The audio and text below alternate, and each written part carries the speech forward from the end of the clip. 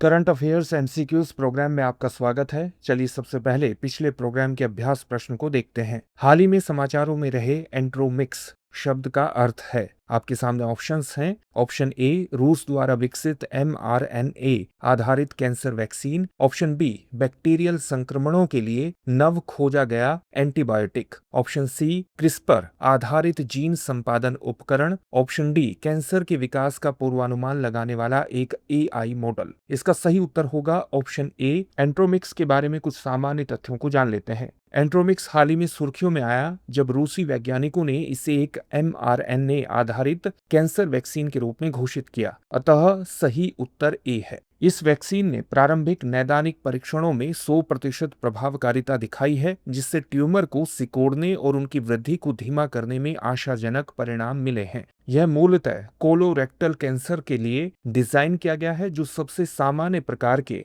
कैंसरों में से एक है और व्यक्तिगत प्रतिरक्षा प्रतिक्रिया के आधार पर व्यक्तिगत उपचार के लिए अनुकूलित किया जा सकता है। अब देखते हैं आज के पहले प्रश्न को। पहला प्रश्न है, भारत श्रीलंका समुद्री सीमा और संबंधित मुद्दों के बारे में निम्नलिखित कथनों पर विचार कीजिए। पहला कथन है, भारत और श्रीलंका के बीच अंतर्राष्ट्रीय समुद्री सीमा रेखा 1970 के दशक में हस्ताक्षरित संधियों के तहत सीमांकित की गई थी। दूसरा कथन है, इस समझौते के तहत कच्चा तीबू द्वीप को भारत के क्षेत्र का हिस्सा माना गया। तीसरा कथन है, श्रीलंका ने वर्ष 2017 से अपनी क्षेत्रीय जल में बॉटम ट्रॉलिंग पर प्रतिबंध लगा दिया है। उपर्युक्त कथनों में से कौन सा या से सही है या है? आपके सामने ऑप्शंस हैं, केवल 1 और 2, केवल 1 और 3, केवल 2 और 3 या उपर्युक्त सभी। इस प्रश्न का सही उत्तर है ऑप्शन बी, यानी केवल 1 और 3। 1974 और 1976 की संधियों के तहत अंतर्राष्ट्रीय समुद्री सीमा रेखा सीमांकित की गई थी, अतः कथन 1 सही है। कच्चा तीबू द्वीप को 1974 के समझौते के तहत श्रीलंका का हिस्सा माना गया था, अतः कथन 2 सही नहीं है। श्रीलंका ने वर्ष 2017 में बॉटम ट्रोलिंग पर प्रतिबंध लगा दिया, अतः कथन 3 सही है। अगला प्रश्न है, भारत के उपराष्ट्रपति के चुनाव के संदर्भ में निम्नलिखित कथनों पर विचार कीजिए। पहला कथन है, उपराष्ट्रपति का चुनाव संसद के दोनों सदनों के सदस्यों से बने निर्वाचक मंडल द्वारा किया जाता है।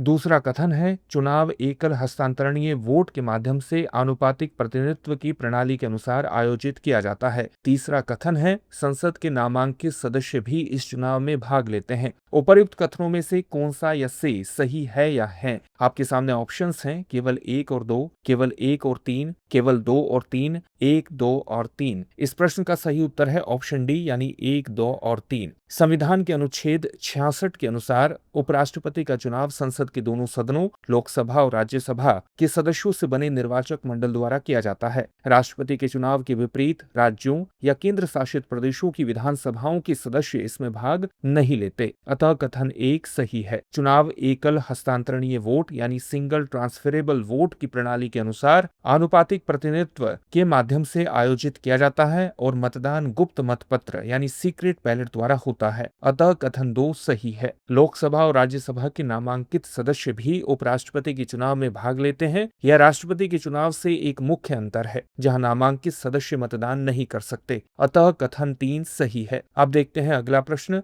निम्नलिखित में से कौन सा विकल्प स्टेबल कॉइन को सबसे अच्छे रूप में वर्णित करता है? आपके सामने ऑप्शंस हैं। ऑप्शन ए, एक क्रिप्टो करेंसी जिसे केवल केंद्रीय बैंकों द्वारा जारी किया जाता है और जो कानूनी मुद्रा की समकक्ष होती है। ऑप्शन बी, एक डिजिटल टोकन जो किसी स्थिर परिसंपत्ति जैसे फिएट मुद्रा या वस्तु से जुड़ा होता है। ऑप्शन सी, एक ब्लॉकचेन जो केवल IMF द्वारा स्वीकृत स्थिर लेन देन को दर्ज करता है। ऑप्शन डी, इक्विटी शेयर का एक रूप जो निवेशकों को स्थिर लाभांश प्रदान करता है। इसका सही उत्तर होगा ऑप्शन बी, यानी एक डिजिटल टोकन जो किसी स्थिर परिसंपत्ति जैसे फिएट मुद्रा या वस्तु से जुड़ा होता है। स्टेबल कॉइन डिजिटल टोकन है जिन्हें अमेरिकी डॉलर, यूरो, स्वर्ण या परिसंपत्तियों की एक बास्केट जैसी परिसंपत्तियों के मूल्य को जोड़कर मूल्य अस्थिरता को कम करने के लिए डिजाइन किया गया है। इन्हें केंद्रीय बैंकों द्वारा जारी नहीं किया जाता है। यह भूमिका CBDC की है। उनका मुख्य उद्देश्य क्रिप्टो करेंसी की दक्षता को पारंपरिक धनराशि की स्थिरता के साथ जोड़ना है। इनका व्यापक उपयोग क्रिप्टो ट्रेडिंग, सीमा पार विप्रेषण यानी क्रॉस बॉर्डर रेमिटेंसेस और विकेंद्रीकृत वित्त में किया जाता है, अतः विकल्प बी सही है। अगला प्रश्न है, भारत नेपाल संबंधों के संदर्भ में निम्नलिखित कथनों पर विचार कीजिए। पहला कथन है,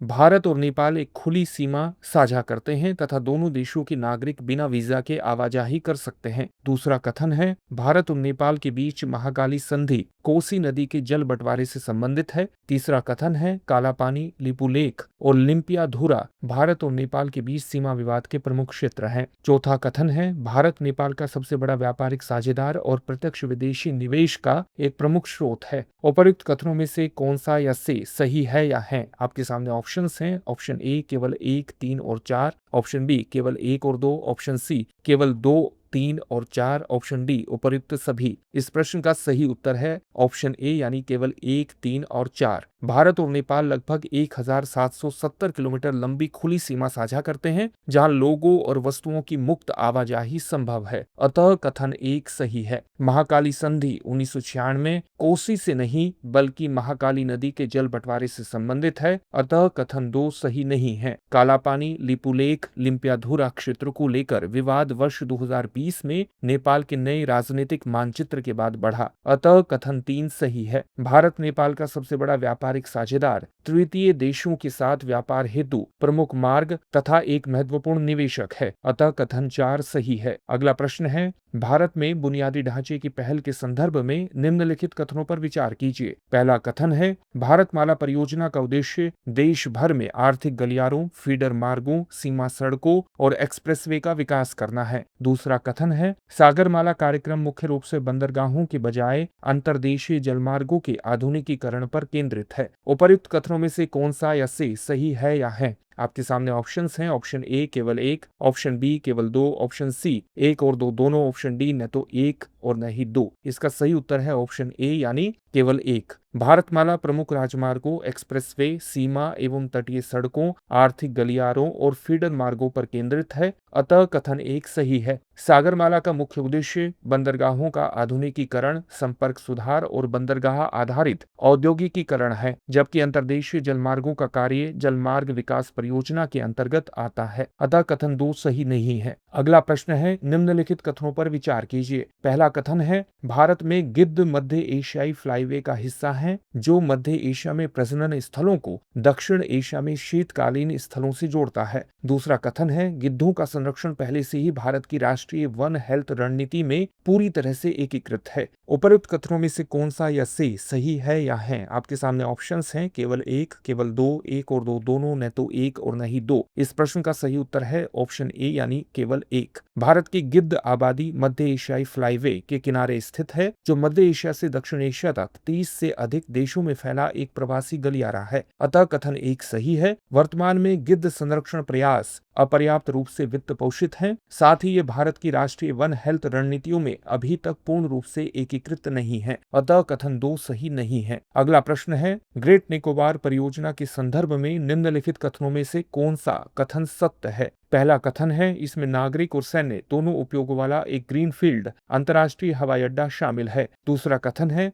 इसमें जनजातीय आरक्षित भूमि की अधिसूचना रद्द करना शामिल है और यह शोम्पेन जैसे स्वदेशी समुदायों को प्रभावित करता है। तीसरा कथन है यह परियोजना पर्यावरणीय मंजूरी प्राप्त न कर पाने के कारण रुकी हुई है। नीचे दिए गए कूट का प्रयोग कर सही उत्तर चुनिए। पहला ऑप्शन है केवल 1 और 2, बी ऑप्शन है केवल 1, तीसरा ऑप्शन है केवल 2, चौथा ऑप्शन है 1, 2 और 3। इसका सही उत्तर है ऑप्शन ए यानी केवल 1 और 2। इस योजना में बुनियादी ढांचे के रूप में एक ग्रीनफील्ड अंतर्राष्ट्रीय हवाई अड्डा दोहरे उपयोग वाला भी शामिल है, अतः कथन 1 सही है। आदिवासी आरक्षित क्षेत्र प्रभावित होते हैं, शोम्पेन और निकोबारी जैसे स्वदेशी समुदाय भी प्रभावित होंगे, अतः कथन 2 सही है। परियोजना को पर्यावरणीय और वन मंजूरी सैद्धांतिक रूप से मिल गई है तथा यह कानूनी या पर्यावरणीय चुनौतियों के बावजूद आगे बढ़ रही है, अतः कथन 3 सही नहीं है। अगला प्रश्न है भारत मॉरिशस रणनीतिक सहयोग के संदर्भ में निम्नलिखित पर विचार कीजिए। पहला कथन है अगलेगा द्वीप परियोजनाओं में भारत द्वारा हवाई पट्टी और जेटी का विकास शामिल है। दूसरा कथन है भारत ने चागोस द्वीप समूह पर पर मॉरिशस के दावे के प्रति समर्थन की पुनः पुष्टि की है। तीसरा कथन है मॉरिशस भारत की सागर पहल में शामिल हो गया है। उपर्युक्त कथनों में से कौन से सही हैं? आपके सामने ऑप्शंस हैं। ऑप्शन ए केवल 1 और 2, ऑप्शन बी केवल 2 और 3, ऑप्शन सी केवल 1 और 3, ऑप्शन डी